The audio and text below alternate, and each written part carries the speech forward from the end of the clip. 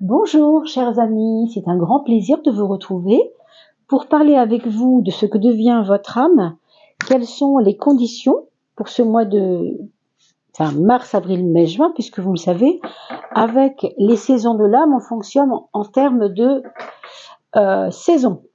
Une âme, elle ne vit pas à la même fréquence, il y a une espèce de ralenti qui s'impose, ça ne vit pas à la même fréquence que ce qui est traversé mois par mois, etc.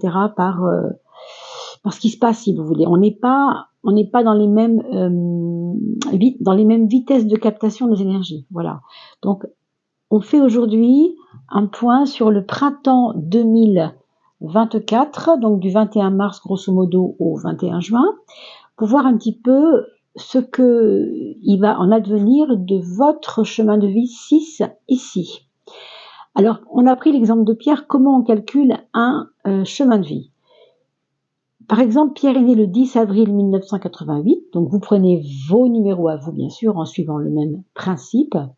Donc, une personne née le 10, ça fait 1 plus 0 égale 1. Elle est née le 4e mois, donc 4, c'est simple. Si ça fait 12, vous inquiétez pas, on additionnera le 1 et le 2 du 12 pour faire 3, par exemple, ici. Bien, et puis pour l'année 1988.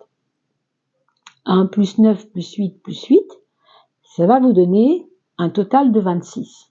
26 que vous allez aussi devoir réduire à un chiffre. 2 plus 6 égale 8 et on obtiendra donc le 1 plus le 4 égale 5 plus 8 égale 13. Mais comme ça me fait encore un nombre à 2 chiffres, on va donc devoir les additionner ensemble. 1 plus 3 égale 4 et vous avez ainsi le calcul de votre chemin de vie. Donc pour vous qui êtes chemin de vie 6, vous savez que le chemin de vie 6, il est associé au signe de la Vierge, puisqu'il est en relation avec des énergies assez matérielles. Ici, on va parler de l'âme, la Vierge étant le 6e signe. Ça ne veut pas dire que vous êtes Vierge, bien sûr, le signe de la Vierge, mais en tout cas, il y a l'esprit du 6, il y a l'esprit de l'organisation, etc., pour lequel vous êtes né.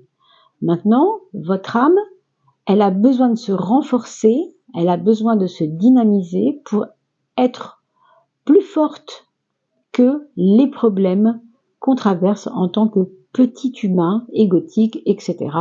On n'est pas dans la dimension de l'ego ici, et du matériel, de l'être matériel que nous sommes, mais dans la dimension spirituelle, dans la dimension, on pourrait dire, haute fréquence de ce que nous sommes.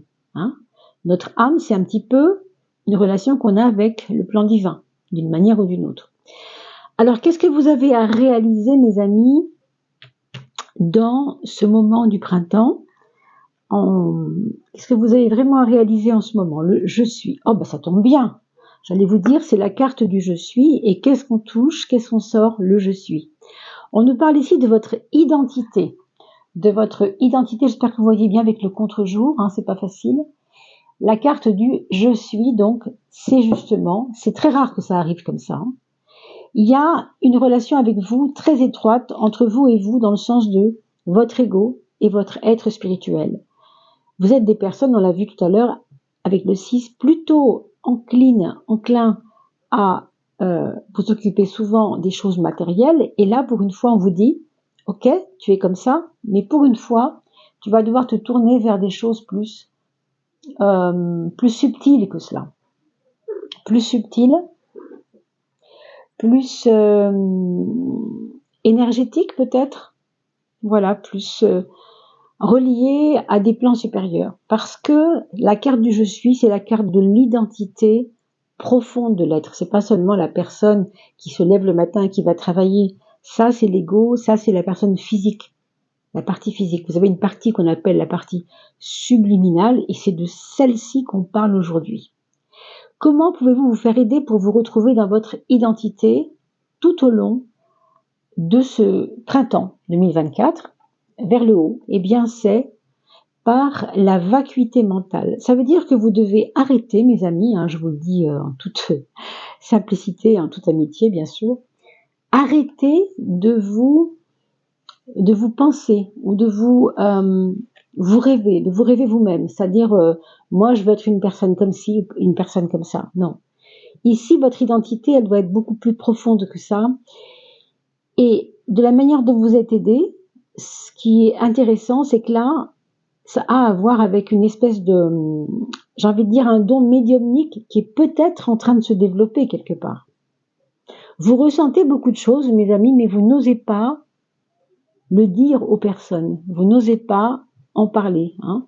Pourtant, c'est quelque chose qui va s'ouvrir de plus en plus. Moi, je vois ici avec le 1, 2, 3, la question du troisième œil, c'est-à-dire le principe de recevoir une vision qui va vous informer sur quelque chose. On peut appeler ça la médiumnité, on peut appeler ça de différentes façons. Matériellement, comment ça se crée, comment ça se fait? On vous dit que c'est par la connaissance. Donc, ce qu'on vous invite ici à faire pour travailler sur ce « je suis », garder votre place dans ce monde et en chaque instant, c'est peut-être de vous diriger vers des vidéos intelligentes, vers des livres intelligents. Quand je dis intelligent, je veux dire des choses qui parlent de ce qui est au-delà de ce qu'on voit. Il y a ce qu'on voit. Alors, ça ne veut pas dire que ce qu'on voit est bête, hein, bien sûr que non, hein, ça c'est le domaine de la science, et heureusement qu'on a la science, bien sûr. Mais ici, on vous dit simplement que ce qui va vous aider à devenir de plus en plus vous-même, en fait, votre intériorité, à la nourrir, c'est justement les livres intelligents, la connaissance dans le sens grande du mot. N'oubliez pas que dans connaissance, il y a co et il y a naissance, naître avec la connaissance, naître par la connaissance. Vous voyez le lien? Donc vous avez peut-être des dons qui sont en train de sortir, mais qui ne peuvent pas s'aider tout seuls, ces dons. Ils peuvent être aidés par des choses du domaine de la connaissance. Allez voir, je ne sais pas moi, des vidéos de... Oh, il y a tellement de personnes, j'ose pas en citer une parce qu'il y en a beaucoup, hein, qui vous parlent de troisième œil, de perception, voilà. Mais bien sûr, vous pouvez prendre ce tirage à un certain degré et vous en tenir là. Ça paraît quand même assez profond, hein, quand même. Qu'est-ce que vous avez déjà dépassé pour aider votre âme? Vous avez déjà dépassé la maîtrise des sens. Peut-être que vous maîtrisez mieux votre gourmandise. Peut-être que vous maîtrisez mieux ce que fait le monde sur vous, c'est-à-dire la curiosité du monde. Peut-être que vous maîtrisez mieux l'influence des autres, hein, par rapport à ce que vous ressentez. Peut-être que vous maîtrisez mieux une forme de paresse pour quelques-uns d'entre vous, hein, ça pourrait être ça. On vous dit que il y a certainement chez vous quelque chose qui a été dépassé et qui vous a aidé à maîtriser les choses à l'intérieur de vous. Moi, je pense à la gourmandise, je ne sais pas pourquoi. Et là, vous avez la carte qui va vous dire pourquoi, hein, c'est-à-dire les causes profondes. Les causes profondes, c'est parce que vous étiez quelqu'un qui aviez une espèce de liberté énorme devant vous, mais vous ne saviez pas quoi en faire. Quand je dis vous étiez, je ne veux pas parler forcément de cette vie-là. Ça peut être cette vie-là, cette enfance-là, cette jeunesse-là. Ça peut être aussi dans d'autres vies. Avoir tellement de tiroirs ouverts qu'on ne sait plus lequel prendre. Vous avez un t-shirt à choisir, mais vous avez tellement de tiroirs ouverts que vous ne savez pas si vous avez pioché dans les t-shirts rouges, ou dans les t-shirts bleus, ou dans les t-shirts verts. Pour beaucoup de foyers, on a un t-shirt vert, un rouge et un bleu, mais vous êtes peut-être de ceux qui ont 3 t-shirts bleus, 4 rouges et je sais pas, une dizaine de t-shirts blancs, hein, voilà. Vous voyez ce que je veux dire? C'est vraiment, vous maîtrisez les choses maintenant beaucoup mieux parce que vous avez déjà, entre guillemets, souffert d'avoir trop de choix, trop de choix, trop de choix, hein. Donc ça vous a aidé. Voilà ce qu'on vous dit. Ensuite, qu'est-ce que vous avez déjà réglé? Alors, qu'est-ce que vous avez déjà réglé ici? Vous avez déjà réglé peut-être des habitudes du quotidien, des choses que vous n'arriviez pas à gérer à l'époque, à une certaine époque. Là, on a l'impression qu'au fond, rien n'est important. Vous vous levez le matin, vous vous posez plus de questions, vous faites les choses comme elles arrivent, et ça, c'est réglé, c'est déjà fait. Donc, tant mieux. Les causes profondes, qu'est-ce qui vous a aidé? C'est votre travail sur l'ego, en fait. C'est votre travail sur votre mental, je dirais même, parce que l'ego, vous savez, a un agent double, on pourrait dire. c'est celui qui épie les choses. Hein. Il épie au sens il surveille. Et le mental surveille beaucoup les choses. C'est un allié pour l'ego, le mental. On pourrait dire que le quotidien, les choses du quotidien ont été compliquées au début pour vous, depuis le début de la vie, hein, depuis votre vie d'ici, ou en tout cas d'autres vies, mais que grâce à votre travail sur l'ego, sur arrêter de vous plaindre par exemple, vous avez dû comprendre cela, vous pouvez maintenant avancer dans le quotidien. Vous voyez, donc c'est déjà réglé ça. C'est une très bonne nouvelle, ça veut dire que vous n'avez pas à le travailler pour ce printemps. Qu'est-ce que vous avez déjà dû abandonner? Eh bien, ce que vous avez déjà dû abandonner, c'est l'histoire du sauveur. Vous savez, vous ne pouvez pas être le sauveur de tout le monde. Le dharma, précisément, c'est le médicament qui soigne la plaie, qui soigne la maladie. Hein, pour schématiser, hein, c'est plus subtil que ça. Je vous donne des mots-clés comme ça, mais c'est pas tout à fait comme ça. Hein, c'est un peu plus subtil. On n'aurait pas le temps, évidemment, de rester une demi-heure sur une vidéo. C'est pour ça que je vais vite, mais vous voyez, l'histoire du sauveur, c'est celui qui veut absolument aider l'autre à aller mieux. Ça, vous l'avez déjà abandonné, cette idée-là, dans votre esprit, quand vous êtes dans la relation avec quelqu'un, vous êtes en train d'abandonner l'idée de vouloir absolument le sauver. Pourquoi? Les causes profondes. Parce que, en fait, vous êtes déterminé maintenant à avancer pour vous-même, en fait. Vous êtes déterminé à avancer pour vous-même et avoir, vous voyez, comme le montre le petit trait sur lequel on voit des petites choses en bas et des petites choses en haut du trait. Il y a beaucoup plus de choses en haut qu'en bas. Qu'est-ce que ça veut dire? Ça veut dire qu'aujourd'hui, votre mental, il est beaucoup plus optimiste par rapport à une certaine époque où vous étiez peut-être en dépression, peut-être en doute permanent. Hein. Votre détermination aujourd'hui, elle est la cause de la réussite de ne plus vouloir sauver les autres. S'il y a quelqu'un à sauver, souvenez-vous, mes amis, c'est pas les autres, c'est vous-même, toujours. Hein. Qu'est-ce que vous devez apprendre à dominer pour ce printemps 2024? Vous devez apprendre à dominer vos intuitions. Moi, je dirais ici que il s'agirait peut-être d'intuitions qui vous ouvrent sur des peurs. Vous savez, quand on est intuitif, il y a un problème, c'est qu'on voit les choses à l'avance et que à cause de ça, ça peut nous faire peur. Donc pour moi, c'est comme une forme d'intuition que vous n'avez pas encore bien dominée. Vous ressentez les choses et tant mieux, mais il ne faut pas que ça vous empêche de dormir, vous voyez. Qu'est-ce que c'est que la cause de tout ce qu'on est en train de raconter ici? Pourquoi dominer ces espèces de peurs qui sont intuitives? Ah, alors le samadhi, vous savez que c'est la plus belle carte de ce jeu, c'est d'ailleurs la dernière carte, il y en a 47.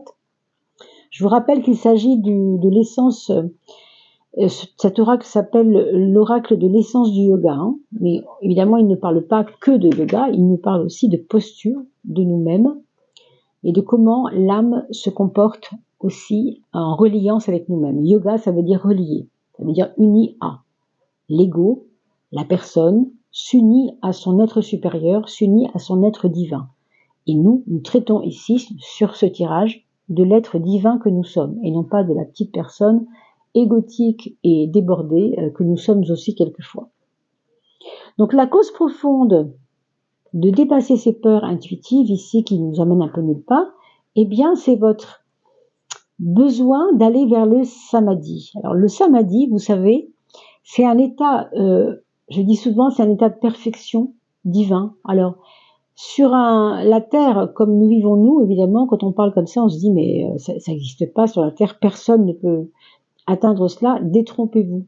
Vous pouvez avoir l'état de samadhi juste pendant une fraction de seconde. Par exemple, quand vous regardez un coucher de soleil et qu'il n'y a pas un bruit dans la nature, ou que peut-être il y a un chant d'oiseau en même temps, ou que peut-être votre petit chat vient vous faire un câlin en même temps que vous regardez ça, ou que peut-être, je ne sais pas, peu importe ce que ce sera. Hein. Mais c'est comme un cadeau de l'âme perpétuelle, de l'âme éternelle que nous sommes. Nous sommes la personne, un être défini, déterminé, c'est vrai, on l'a vu ici avec la détermination, mais dans le sens de limité à cette vie-là.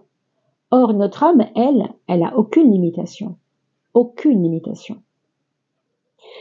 Parce que vous avez une âme qui n'a pas de limitation, elle a aussi besoin, enfin elle n'a pas besoin, mais c'est vous qui devez apprendre à dominer vos peurs pour atteindre cet état de grâce quelque part. Hein. On pourrait dire que le samadhi, c'est quasiment la grâce, avec des petites différences quand même, parce que évidemment, normalement quand on est dans samadhi, on n'est même plus incarné, on n'a plus besoin de ça. On est à notre dernière vie, parce qu'on a réalisé des choses. Vers quoi devez-vous apprendre à vous élever? Vers quoi vous devez vous ouvrir, vous élever? Vous devez vous élever vers le contentement. Mes amis, apprenez à être un peu plus drôle, un peu plus... je sens que vous manquez d'humour quelquefois. Hein, je ne sais pas si on vous le reproche parfois. C'est peut-être votre chemin de vie 6 qui fait ça, parce que le chemin de vie 6, il est sérieux. Hein. J'ai bien connu, moi, une personne chemin de vie 6, et c'est vrai que c'était compliqué l'humour avec la personne. Hein. Vraiment, ça rigolait pas beaucoup. Je dis pas que c'est toujours le cas, bien sûr, hein, puisqu'on peut avoir des personnes très humoristiques avec un 6. Hein. Mais bon, ici, ce qu'on vous dit, c'est qu'il faut vous élever vers ça, en tout cas pendant ce printemps 2024. Alors pourquoi? Parce que ça va vous apprendre le discernement. C'est-à-dire que plus vous allez rire des choses, plus vous allez les prendre à la légère, plus ça va vous donner un discernement. Vous allez donc moins vous passionner et plus discerner les choses tranquillement. Vous n'allez pas vous identifier au problème. Vous n'êtes pas le problème. Hein. Votre problème est un problème peut-être, mais vous n'êtes pas ce problème. Et souvent, ce qui se passe, c'est qu'on croit qu'on est poursuivi par les problèmes. On n'est pas poursuivi par les problèmes. Il suffit qu'on prenne ce recul nécessaire. Le contentement, c'est comme l'humour, c'est comme la joie, c'est comme, vous le voyez, comme la carte le montre, la pétillance de la joie. Donc mettez-vous dans cette pétillance, en tout cas c'est ce qu'on vous propose, hein. On vous le conseille, hein. S'élever vers la pétillance du contentement, vers la pétillance de la joie, pour vous donner plus de discernement. Que vous reste-t-il à renforcer? Ah, vous êtes quelqu'un manifestement qui vous êtes souvent trompé de chemin, parce que on a parlé de ça, rappelez-vous, au début, hein. Alors je l'avais dit intuitivement, mais on parlait de la possessivité. Mais enfin de la possessivité, on parlait de l'aspect matériel, c'est-à-dire de comment vous êtes connecté beaucoup au matériel. Il y a un côté matérialiste, oui, et ce n'est pas une maladie, c'est absolument pas grave, sauf que ici on vous dit de renforcer votre, non pas votre possessivité, votre non-possessivité. Donc on vous invite vraiment à ce grand voyage de dire, ok, j'ai perdu 10 € l'autre jour en allant me promener, est-ce que c'est grave docteur? Ben, pas tellement finalement. Parce que j'ai peut-être perdu 10 €, mais j'ai peut-être gagné, justement grâce à mon ami qui a cherché avec moi dans la forêt, j'ai gagné une amitié parce que, je ne sais pas, pour me faire plaisir, elle m'a offert ceci ou cela, je ne sais pas. Hein, je propose des pistes, mais c'est vous qui devez bien sûr voir comment ça va se réaliser pendant ce mois de mars, avril, mai, et bien sûr début juin.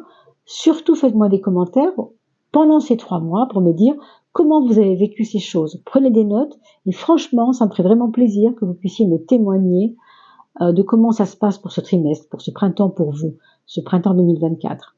Alors pourquoi c'est important de ne pas être trop possessif pour ce printemps? D'accord. Parce que vous devez mettre l'énergie sur le remerciement. Quand on parle de dévotion, on parle de remerciement, on parle de gratitude, on parle de dire merci avant même de recevoir la chose qu'on voudrait posséder. Et peut-être que vous avez fait l'erreur inverse. Vous vouliez plus posséder, avoir, etc., sans remercier.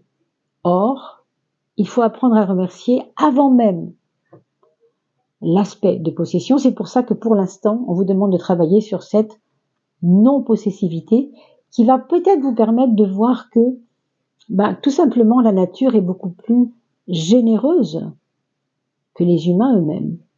Donc peut-être regarder comment la générosité de la nature peut vous aider à traverser cette non-possessivité. Hein. Être dévoué au fond, c'est être en remerciement de cette grandeur qu'a la nature ou une personne de votre entourage. Hein. Ça peut être votre fille, ça peut être votre voisine, peu importe, hein, ça peut être beaucoup de personnes. Hein. Mais dévotion ne veut pas dire on cire les chaussures, bien sûr que non. Hein, soyons un peu plus fins, puisque ici on ne parle pas de choses matérielles, encore une fois, on nous parle d'état d'âme. On parle de l'âme comme des états de l'âme. Hein. Là, ce sont les saisons que va traverser votre âme. Donc cette dévotion, cette gratitude va vous permettre vraiment de travailler sur cette non-possessivité qui apparemment vous aura peut-être rendu un peu malheureux à certains points de vue. Peut-être pas tout le monde, mais il y a peut-être des gens ici qui se sentent concernés par ce que j'ai tenté d'expliquer. En tout cas, moi, je vous retrouve avec un grand plaisir pour parler de quelques signes que vous soyez, de votre signe, avec évidemment le tarot, les tarots habituels, les oracles habituels, à chaque mois qui vient. Donc bientôt, on parlera pour vous du mois d'avril par rapport à votre signe solaire. En attendant, je vous souhaite le meilleur et je vous dis à très vite.